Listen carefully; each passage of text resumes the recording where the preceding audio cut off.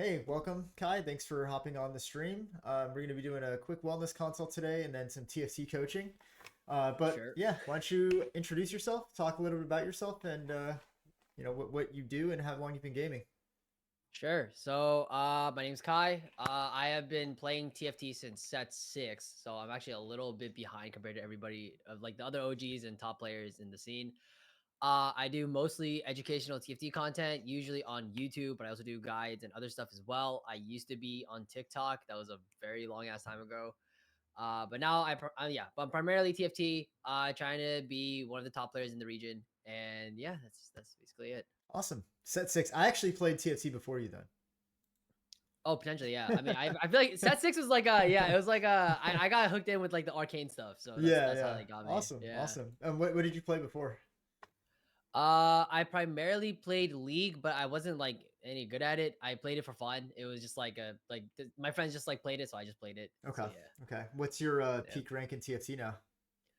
Currently, it is 650 LP, I think, somewhere around that range. So I'm trying Nice. to shoot for at least 850, 900 this set. So we'll see how that goes. Awesome. So, before we get into kind of the PT, wellness side of it, what's a Sure. day look like for you as a, high level professional TFT player? Like, what is your practice routine like? What do you do? Dude, it's like I literally wake up. The first thing I'll do is if I'm being productive, I will film a video before I start streaming, or I will just start my stream immediately. It's one of the two. And then once I'm done streaming for God knows how long, I will end stream. I'll edit down whatever footage I have, get a video out. I will eat, and then whatever time remaining I have left over, I either work on the next content or I just like try to make time for friends and stuff. But I don't have that much time, to be honest. I'm like busy like 24/7. Yeah, that's tough. I mean, Yeah. I talk about this a lot with, just in general, but content creators, like people don't realize it's not you sit around and play video games and make money. Like, Oh, I wish. Some people got it like that, but it's hard to get there. That's like the top like yeah, point, like exactly, zero zero exactly. 1%. Yeah, For sure. it's hard to get there, but yeah. So let's talk a little bit about why you reached out in the first place. What are some of Mhm. the issues that you've been experiencing, and what are some of the details as to like what you're feeling?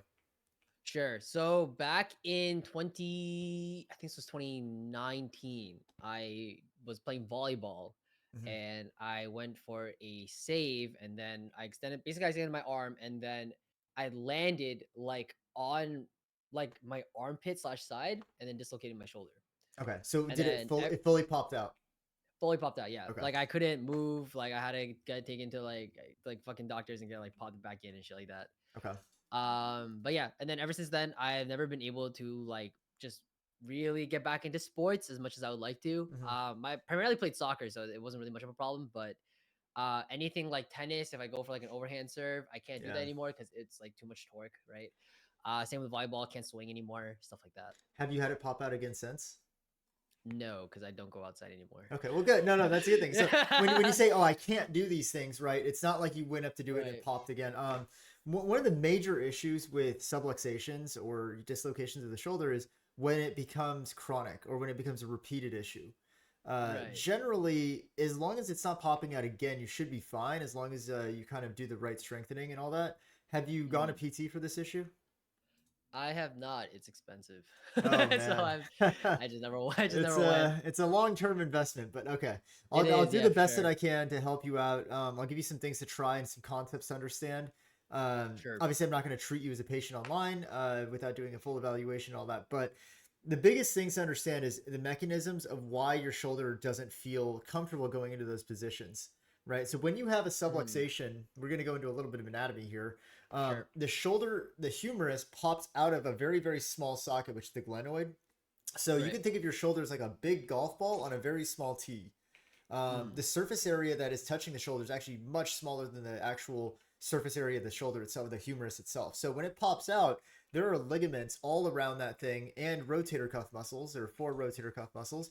When it pops mm, out, those ligaments get stretched really badly. mm, So when it goes back into place, they reduce it or put it back in place. Those ligaments sometimes are not the same tension that they used to be, mm, and it can come back, right? They will eventually heal. The strain itself will heal, like the small micro tears and all that will heal. Generally, if it pops all the way out, you probably for sure had some tears. That stuff will heal within 8 to 12 weeks. But the problem is now you've had this shoulder instability that probably hasn't been addressed. Mm-hmm. So normally treatment plan would be let's strengthen all the rotator cuff muscles, especially um, the subscapularis actually, which is one that runs in front of your shoulder. It connects underneath your armpit into your shoulder blade and rotates inward. The reason that one's Mm-hmm. really important is it actually resists anterior subluxation again. So Okay. that means the shoulder popping out forward and down. That's the most common way that it pops out because when you go into overhead motions, um, Mm-hmm. there's the most laxity or basically looseness in the front downward position of the shoulder. So when that's why when you go up for a volleyball hit or a rebound or something like that in basketball, this tendency for your arm to come back like this creates torque of the shoulder going forward, which your shoulder Mm-hmm. does not like. And so Right. when you go into those positions, a lot of times you'll feel discomfort or instability, like your brain just doesn't trust that position. It's Right. specifically because it feels like it's about to pop out. Right. And Right. the only way to kind of overcome that and reduce that is to build enough shoulder stability through strengthening and then train those positions Right. with enough time so that your brain understands, okay, this is not a dangerous position as long as I have control. Mm-hmm. So the way I would normally treat, actually, I've treated a bunch of patients with this, many of which have chronic subluxations, like people who would, every time they raise their arm, it would pop out. Like that, it was Oh that wow. severe. Yeah. Some of those people, they actually have to do surgery where they basically reduce the amount of laxity and they suture it down to tighten it again. If it's Right. only happened once to you, I don't think that's a likely issue. It's usually 5 or more subluxations in a year. They will opt to do surgery, something like that. Yeah. Definitely So not going through that. no. Yeah. That's why I asked. It's like if I've had Yeah. people where it's like if they reach for something, they start to feel that instability, like it wants to pop out. So if you're not at Mm. that point, then the focus should really be on okay, what do we do to strengthen and preserve the shoulder function, right?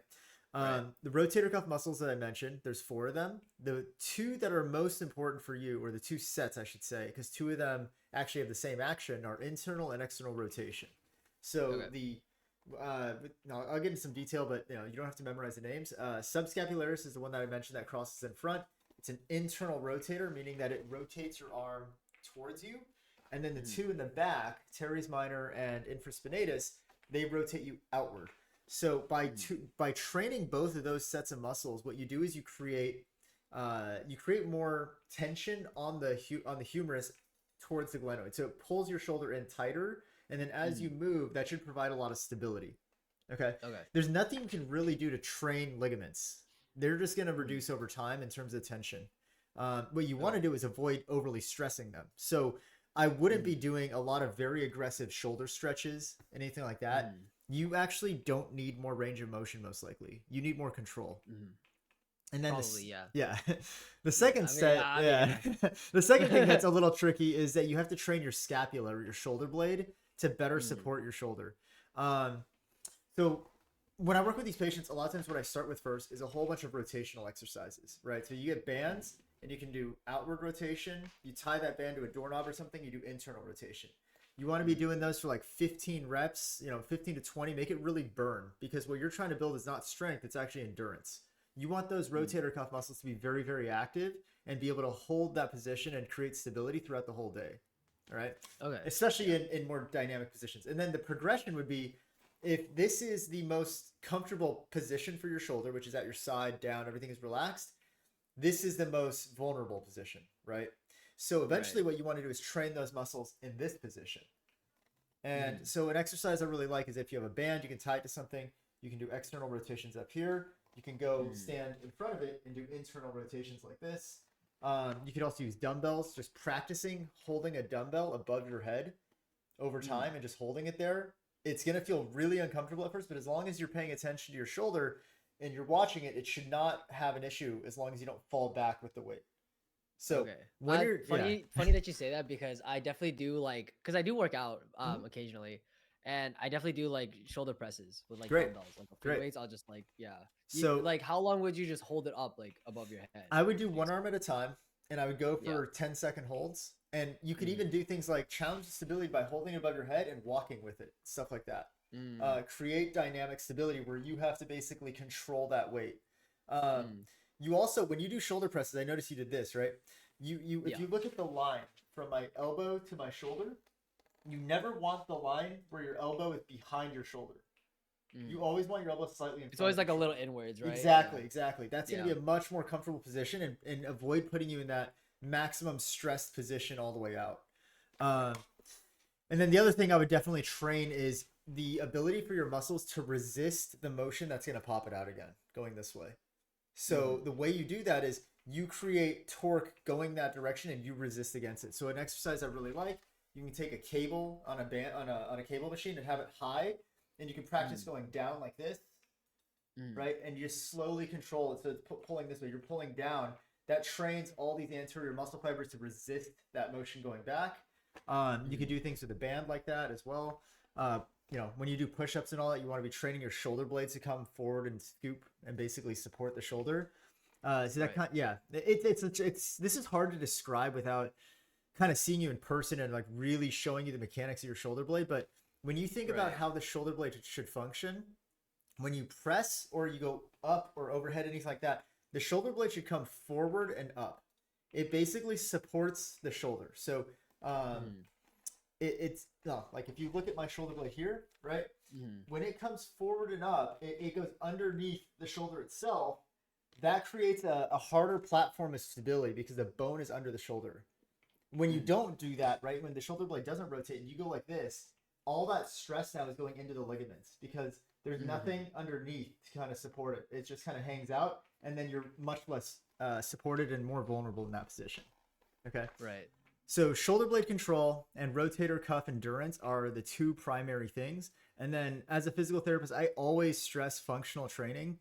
I would want Mm. you doing exercises that closely resemble or mimic the actions that you're trying to do in whatever sport you want to play. So, Right. yeah. An easy one for volleyball, take a volleyball, put your arm like this, and bounce it against a wall over and over, Mm. and just build endurance. And it's Mm. not a lot of force, but if you do that for long enough, eventually you can start like throwing it against the wall and catching it. You just want to train your brain and your body to start learning how to resist that force so it doesn't pop back uncontrolled. And it's Mm. going to be a more controllable way of building up to a full hit and stuff like that. Mm. I Is would, there a way to yeah. do like for example, like the volleyball thing, right? You're hitting it back and forth against the wall. Hmm. Like, is there a way to do it where, like like progressive overload, like trying Hmm. to Hmm. increase like the tension or like the exercise? Yeah, Like, what would be a way to keep increasing that to keep strengthening it over time? sure. I If you're would. to use like that, That's a yeah. really good question. I'm glad you're already aware of that kind of stuff. It would be. I'd probably start. What I do with a lot of these people is I start with the band work. So I have them hold the band and it's tied Mm. up high, and they practice this. And then so the Mm. progressive overload is obviously just increase the resistance of the band, or you increase Oh, the okay, weight yeah. on the cable. And then after that, so after I basically pre-fatigue them, then I have them Mm. do the volleyball thing, and they're already like gassed. You're tired. And, Yeah, okay, yeah, makes and yeah, then makes sense. and Makes then sense. it Yeah. forces you to be really really aware of how that shoulder is functioning. Now that's Mm. kind of further down the line, so I wanted to talk a little bit about also the expected timeline of recovery. um Mm. this happened more than a year ago, right?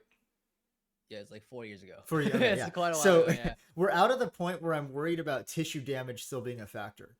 Mm. So the good thing is you don't have to worry about like if I go too hard right now, it's gonna tear something. What Mm. you got to think about is I want to listen to what my body's telling me and always kind of gauge my progress, my progression, and my regression on how it feels while I'm doing it, and then how it feels the next day. So Mm. if you start doing this stuff, I wouldn't go straight to heavy load and all that stuff. I would start with, okay, let me just try the ball. Because if you do that and Right. immediately your brain is like, I do not like this. Okay, we need to regress more. Maybe we start with just the band and we just do small movement, right? Mm. Um, but yeah, if it feels good and you're like, oh, this is super easy. Okay, well, let's try the band first and then we can do the ball. And then so we pre-fatigue, make it harder. And then what I always recommend is don't change parameters day by day. Give it a week. So you do that Mm. and you assess, okay, the next day, is my shoulder super sore? Am I having a lot more instability feeling the next day? Because you might be great in the session and it feels fine, but because you're not used to doing that, the next day you're just like super achy, very, very, you need Mm. time to recover. I would just hold Right. off until the next day after that. Let it recover as needed, and then you can kind of gauge. I always try to tell patients, I want you to become kind of your own physical therapist when it comes to progression, regression. If you Mhm. understand what your body's telling you, then you can make your own smart decisions when it comes to how you do things. Right. All right. Cool. Cool. All right. Any questions on any of that? So what I wanted, I'll send you a list of exercises that I would recommend. If Oh you yeah, that'd be perfect. Yeah, Yeah, yeah. I would love that. If you Google these, I'm gonna use kind of specific terminology. That's fine. Yeah. Yeah, so when you Google it, it should come up with exactly what I'm talking about. So band external rotation. We're gonna do 3 sets of 20. That's a suggestion. If you're gassing out at 15 and it's really burning, just stop. But you want to Mm, be shooting for high reps. right. Band internal rotation. For anyone in chat who has shoulder instability issues, this will help you as well. This is actually generally good for gamers and just period because a lot of times when you sit and play, you're actually Oh, you're in like this hunched forward over. position. Yeah, this puts a lot of Yeah. anterior stress on the shoulder. And so rotator Mm. cuff strengthening, especially the external rotation, I find that helps gamers in general. So even without a shoulder injury, it's just good stuff to know. We're going to do resisted, eccentric, shoulder extension. Let's do 2 times 10. And then ball on wall dribble. I usually have people go for 2 to 3 reps, 30 seconds. Just whatever you can Two or tolerate three though. reps, Again, 30 seconds. again, Yeah. if it's burning at 15, just kind of listen to Yeah. what your body's saying. Um, and then what was it? Oh yeah. Push up plus. So push up plus I really like. It's basically a push. You don't do the full push up. It's mostly about getting Mm. your shoulder blades to learn how to do this. So Like this, that motion of supporting it, right? yeah. So coming Like from a getting under. Yeah. retracted position to a protracted position. Mm. And the other good thing is that closed chain exercises or exercises in which you are in contact with a firm surface like the ground or whatever, Mm. they tend to be much more tolerable for rotator cuff issues because Mm. by you putting weight on the shoulder, you inherently create more stability, and so it feels better anyway. And so your rotator cuff Mm. muscles, even if they're not fully active or if they're not working that well, it's still going to feel much better than doing a whole bunch of like just free weight stuff because that's inherently Mm. unstable. So push up plus, let's do 2 times 15. All right. So sent that to you. It's just 5 exercises. Or Mm. wait, 1, 2, 3, 4, 5. Yeah. 5 exercises. I would try to do all of these kind of in that order. Oh, okay. Yeah. And then there are progressions to this stuff. I'm not going to give them to you right now because like you don't want to jump straight into this one, right? You want to Right. get really comfortable with these ones and master those probably over 2 to 3 weeks, and then you try these ones. Okay. Mm. So I'll put progression as a separate section here. Uh, band, external. I actually showed a bunch of videos of these two, by the way, on my Twitter. External Oh, rotation at I think 90. yeah, I think I did see them. Yeah, At I'm 90 pretty sure I saw it. degrees. Yeah, Yeah, two I was times. like, oh yeah, rotator cuff. Oh yeah, that's my shit. Like I need, Yeah, I gotta fix that. exactly. Yeah. I think that might have been why I actually like messaged you. So Oh okay. really? Yeah. Yeah. So yeah, if you have questions on like how the form should look or whatever, you can always just do a search on my Twitter and look for shoulder stability or something like that. I'll probably have a couple videos on that. But Perfect. yeah, Yeah. try these. That progression of the external rotation at 90 is just going to Mm. replace the external rotation above. Okay, got So it. 90 degrees is just up here versus like down here. Okay, yeah, Okay, makes sense. cool. Any questions on any of that? Nah, it's explained very well. So Good. got nothing, got nothing to ask. Yeah. Awesome, awesome. I know I talk a lot, so if there's ever anything that you're like, what was that word or whatever, just feel free to drop, ask away. Oh, you're okay. Yeah, I was actually no, I did. I used to be pre med actually, Oh, like really? back in university. Yeah, I was in pre med, and then I graduated early because I didn't want to do it. So, Okay, but okay. I'm pretty familiar with a lot of these terms. Yeah. Awesome, awesome. So Why'd you should be good to stop? go. Yeah. I realized I didn't like it. It was sort of one of those things like you're chasing your parents' dream, you're not chasing your own dream, Yeah, sort of thing, right? 100%, So 100%. Yeah, yeah. I was actually pre med too until my second semester of chemistry. I busted my ass. I had a tutor. I went to study groups. I did all this stuff, and I got a C plus. I was like, well, it's my dream done, shot in the foot. Like, so Pretty yeah, much, it's hard, man. That shit's tough. Yeah. yeah. No, I feel what I you just say. I Yeah. just don't like how it's so heavily academic. You know, like It's I academic. It's like GPA oriented. It's very very much, and it's like yeah. in PT school, what I realized is, not everyone who gets straight A's is the best clinician. In fact, oftentimes they're not. Oftentimes Yeah. those people don't know how to talk to people. They don't know how to like interact with patients, and that's such a big part of the job. So, Right, yeah, right. I wish in some sense like the academic system would shift a little bit more towards like what do you actually want when you go to a good doctor, you know? Right. Like you want someone who's personable, someone who understands what you're Yeah, talking about first, right? yeah, That comes first before anything. Like you can yeah, tell me like the cure to cancer if I had cancer, like fucking whatever. But like if I had cancer, you can tell me yeah. the cure to it. But if you're I gonna be a mean, dick about it, then yeah. like I'm not gonna listen If to you you. the Yeah. good thing you quit league because Oh god, I um got like I had to quit leave for like my mental health. That was bad. Yeah. literally, my girlfriend is always like, "Why do you play this game?" I'm like, "I don't know. Actually, TFT is so much Yeah. more chill." Like, TFT is better. The community is better. Like I yeah, tell this to like everybody who plays League. I'm just like, bro, like League is like okay, listen, like League is kind of dying like low key. Like yeah, just shift over to TFT. It's up on the rise. It's on the come up. The yeah. community is amazing. The devs are amazing. The people are amazing. The Vegas Open like solidified all of that. Yes. So I, yeah, I wanted to talk it's a just little bit about so that. much We better. chatted before the stream, but like, what were your Yeah. favorite memories about going to that event? That was your first live event, right? Mm. First live event for TFT. Favorite memory out of it was probably oh god, there's so many good things. I think honestly the big one. I don't know if you watched the finals. I don't know if you were like Yeah, keeping up with it. a little bit. Yeah, Little bit. Do you know if I say the word humbug, does that ring a bell? yeah, yeah, yeah. So yeah, so humbug's like 1 HP like comeback with like last stand going into first and taking it to like game 7 was like it was so hype because nobody had any hope for this guy. Like no flame, but like Yeah, yeah. No, for nobody had any sure, hope because for he sure. went like 7-7-8. Like no one cared. And then he went first out of nowhere, and then he like the crowd was going like absolutely crazy. We're all like like Dude, screaming and everything. And he's part of like a study group called the Lab, and basically all the lab members came to the event in like lab coats and shit. And you can see all of them just like cheering him on. that's awesome. Yeah, it was just absolutely amazing. That's great. I mean Yeah. that okay. Last stand is kind of insane because I've seen a game too where I lost to that. I was like, oh, Mm. I'm dumpstering this guy. His comp is horrible. He hits last stand, and all of a sudden his whole comp was like just 180, Mm. and he just destroyed me. I was like, what the heck just It's a happened? Like, it's a very first or eighth augment. It's either you take it because you know you can win out, or you take it because you are desperate. And then, yeah. All yeah. right, and we're gonna talk about a little bit about that kind of stuff going forward. But yeah, that's really cool. I love live events just in general. Live esports events are some of the greatest memories I've had. Like the crowds, Mm. the hype, like seeing all the players. And it's the cool thing about TFT is that because although you're playing against 7 other people, you're really playing yourself, right? Like it's really Yeah. like what are you trying to do in this game? Nobody else can Right. truly influence you except obviously when they pick characters on that it affects the odds, but that only changes the percentages for you.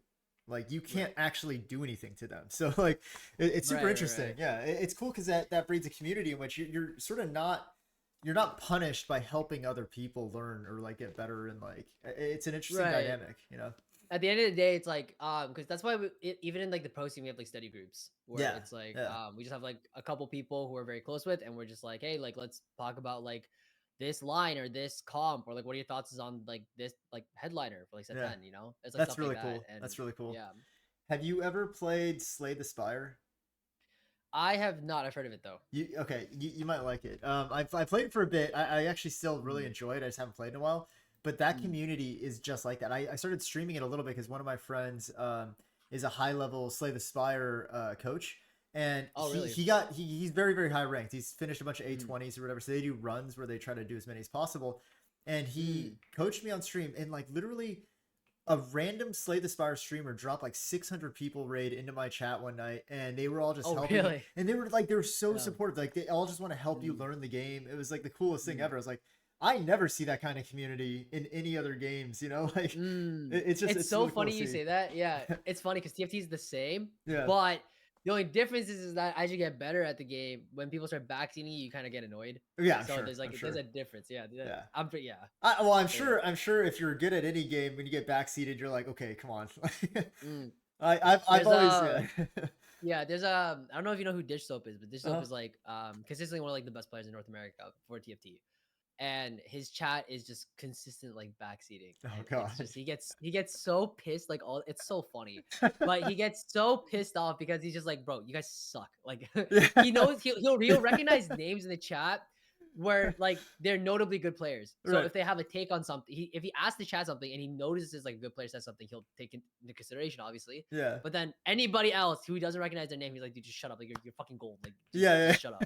Yeah, it gets Yeah. so Like, fucking unless you're cringe. It's so challenger, funny. just don't talk. Like, yeah. It's funny because even within the challenge, it's funny because even within challengers, there's like I'm like low challenger, high GM. Like that's kind of Yeah. where I reside at the moment. But even within like challenger, there's like low challenger, mid challenger, high challenger, and there's like super challenger basically. It's Yeah. basically Yeah. the way I picture it is four different tiers. But yeah, there's this like their soap is up there in like the super like I don't know if you're familiar with chess at all. Hmm. But like chess, for example, has like Hikaru Nakamura, you Yeah. have Yeah. Anish Giri, Magnus Carlsen, right? These people are Yeah. like the super GMs of like the Right. scene. Like you have grandmasters, and then you have like those guys, right? So For yeah, for it's for just like knowledge, I mean, because TFT is essentially a knowledge based game. That's all it is, right? uh partially yes. I would say knowledge is like it's funny because I would say knowledge is like maybe like 40% of it. Really. I would say 40%, yeah. What's the Like you rest? need it. It's like understanding strong fundamentals. It's understanding um it's most I would say 60% fundamentals. That's probably Okay. it. It's 40% knowledge and 60% fundamentals. But by fundamentals, you mean like how you approach like So your like game how plan, much do or you eat?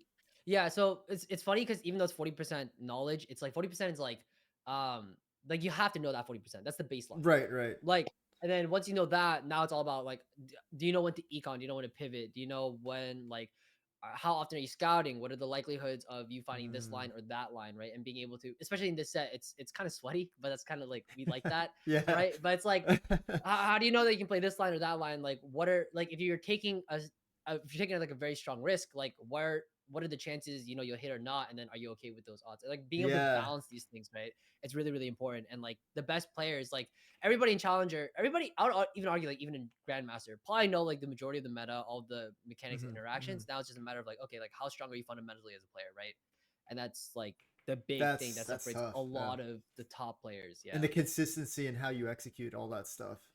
Yeah, Yeah. it's really really tough. That That's why that's also the you'll see, yeah, that's why you also funny enough you'll see a lot of the top players they don't stream with cameras. Oh. And the reason being is because it's actually like very distracting, and Hmm. you play significantly worse while playing on stream because you're so distracted by even just like the seeing yourself on camera, but it's also just like you just have more distractions that are distracting you from fundamentally being solid at the game, You right? know, the crazy thing is, I don't know if they changed it because you started playing in set six. I played in set one, Mm. but what I remember about TFT was it used to be slower.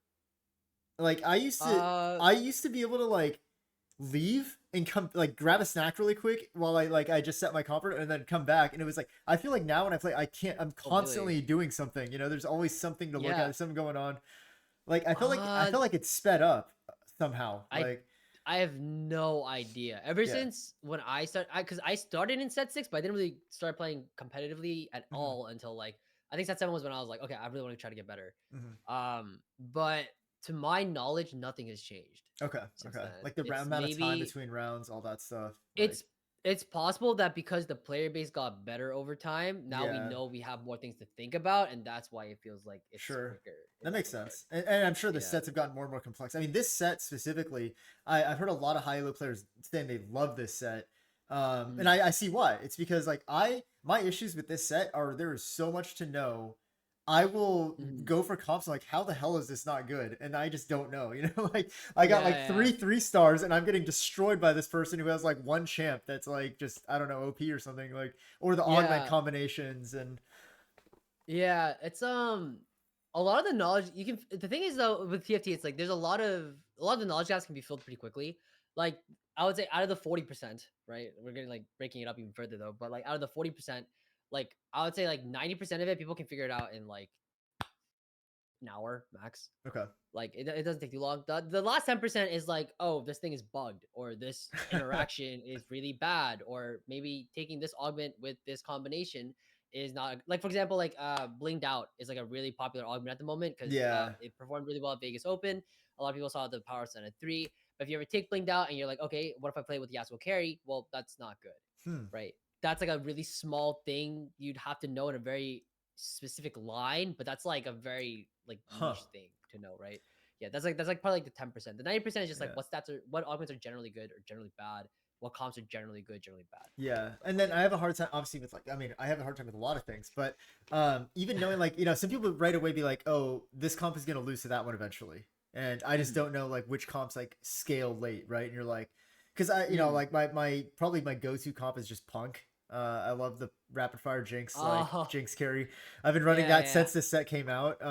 yeah. But going that, like, I've gotten every character, every champion I want. I've gotten perfect items, and I've still gotten dumpstered by like true damage or Mm. something. Like, and I, Yeah. Yeah, it's funny you said Punk because Punk is I think Punk is a bit of a noob trap yeah. because Oh no, for it's sure it is. very You it's roll it all very early. safe. Yeah. Yeah, exactly. Yeah. The problem with Punk right now is that I don't think it's ever gonna be like an S tier comp, and the reason being is because like um fundamentally speaking, a reroll comp should never be stronger than like let's say someone goes level 9 and they cap out with like 2-star 5 costs, right? Yeah. It's very unlikely for a Punk comp that you've been rolling, anybody could force it from 2-1, just should cap out a very difficult board to reach at the end game, right? Mm-hmm, So mm-hmm. like fundamentally it should never be like super strong, That makes right? sense. Yeah. Yeah. Okay. Cool. Well, yeah, we kind of detoured a bit, but Yeah. no, that kind of leads into the next part, which is like, let's talk about some Mm, TFT. So, I am currently in Gold 4, okay. but I've only played maybe, I don't know, 20, 30 games. Mm, This is pretty much where every set of TFT I get to Gold 4, and I just kind of stop playing because okay, I feel fair like enough. this is around when you start having to know things. Like, I can't just roll the same Mm, three comps over and over. yeah. I would think I can't. Yeah, I don't know. I don't know what gold is like. It's been a while. All right. But yeah. I mean, my philosophy is that if you are fundamentally pretty solid, you can get to like masters playing like Oh two or three man. different comps. Okay. Yeah. Okay. So Yeah, that I think a lot of gold, a lot of plat, even a lot of oh I guess emeralds are ranked now. yeah. Even like part of it's kind of weird because emerald's like the new diamond now. I think Yeah. at least that's what it feels like in terms of like the player strength. But I guess until emerald, you could probably just hard force something and just climb with it, just because people are still just learning the game. Like they still don't know what all the traits do, what all the units do, what Right. all the item combinations are. There's a gap in knowledge somewhere, and then I feel like once you hit, I guess emerald, maybe diamond now, you now understand all of the things. Now you have to understand how to use them, right? It's kind of Yeah. like Legos. You understand the pieces, all of them together, and now you can start building with it, right? So you sound a lot like, it's interesting that, I mean, it's all Riot Games, but you sound like a lot of high Mm. low league coaches I've talked to who are like, if you just have basic fundamentals and you understand the game, you should at least hit masters.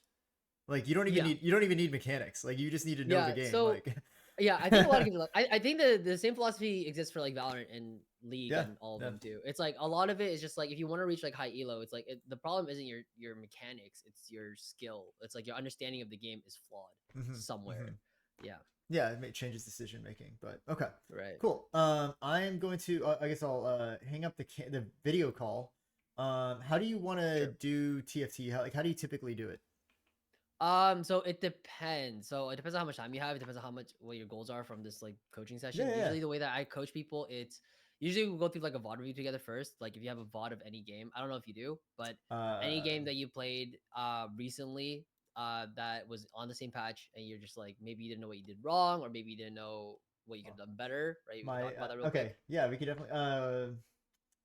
I feel like these ones are kind of bad because I was sort of getting like joysticks by another player. Well, here's one where I went sixth, and I was Okay. trying to go.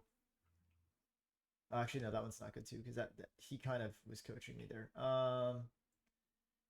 I mean any Oh of these wait, are fine actually, really. how do I even download these VODs?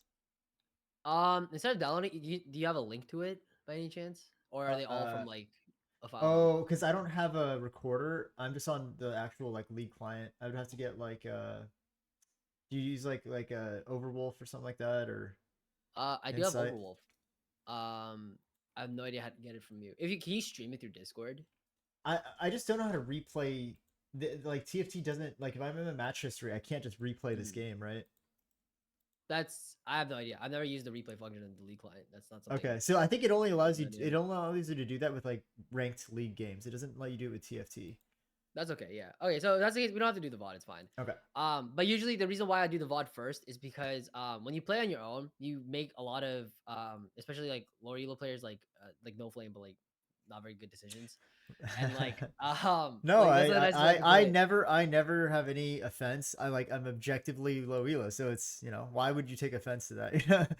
I'm glad. Like some people do, you'd be surprised. But like yeah, but basically like the reason we do VOD reviews first is because you basically get to watch the decision that they do. Mhm. And a lot of the decisions that you make, even as early as like stage 1, can really affect the way the stage 2 goes, and then I that affects see. the stage 3, etc. So a lot of the way that I like to try to get people to improve, at least in TFT, it's you work on decision making in the early game first. Because Okay. there's probably like I would argue about, at least like I've seen like diamond players make at least like 10-15 mistakes within like stage, like by Mhm. until it's 2 5s, there have been like 10 Okay. mistakes, So right? So like maybe just like fixing, yeah. yeah, as a hybrid, then maybe I'll just start a game and then I'll just talk you through my decision making Yeah. as We I'm can doing even it. if you can. Yeah. So usually after the VOD review, I do a live game. We do a Okay. coaching session 1-on-1. Yeah. Okay. So if you can load up a game, it can be Yep. ranked, it can be Yeah. normals, doesn't matter. I don't even care. I'll do ranked. Let's Okay, yeah, sure. let's And get then into it. we'll just, A few moments later. we already won. Oh, We already nice. won. Okay. Oh my gosh, I didn't even see what happened. Yeah.